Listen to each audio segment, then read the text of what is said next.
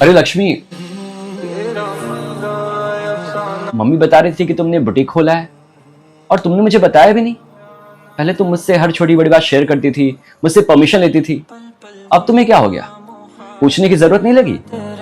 अरे मैंने कई बार आपको बताने की कोशिश की, लेकिन आप काम में बिजी थे ऑफिस में, और जब भी फ्री टाइम होता था घर पे तो फिर आप बाकी फैमिली के लोगों के साथ बिजी रहते थे, तो शायद आपने ध्यान नहीं दिया होगा। बट इट्स ओके, अभी मेरे पास भी फ्री टाइम था, प्लस फैशन डिजाइनिंग की इतनी बड़ी डिग्री है, तो मैंने सोचा क्यों ना यूटिलाइज किया जाए। हाँ, तुम ठीक कह रही हो। तुम टाइम यूटिलाइज करना चाहती करो, मैं मना नहीं कर रहा। और वैसे मैं पैसे कमा रहा हूं ना। बात सिर्फ पैसे कमाने की नहीं है, बल्कि सेल्फ रिस्पेक्ट और आइडेंटिटी की भी है। कई बार ऐसा होता था ना, जब मुझे कोई चीज़ लेनी होती थी और मैं आके बोलती थी, शायद वो महंगी होती थी या आउट ऑफ बजट होती थी, तो आप नहीं दिला पाते थे और थोड़ा बहुत सुना देते थे, तो मुझे बुरा भी लगता था। प्लस घर में भी लोग ताने सुनाते थे कि क्या करती है, कुछ नहीं करती है, चाहे मैं दिन भर कितना भी काम करूं।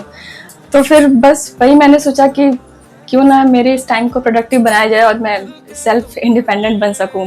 हाँ बाबा, तुम ठीक कह रही हो और बिल्कुल ठीक कर रही हो, लेकिन एक बार तुम मुझसे डिस्कस करती। आखिर मैं तुम्हारा हस्बैंड हूँ। मैंने एक बार नहीं, आपसे 1000 बार डिस्कस करने की कोशिश की।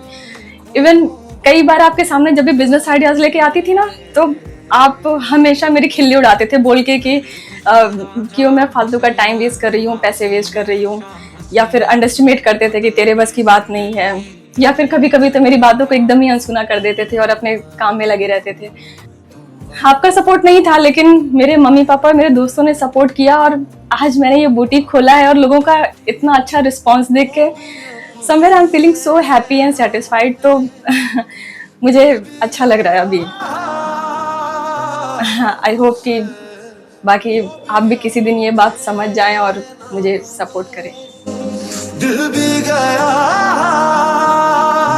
तुमसे, ऐसे आने से तो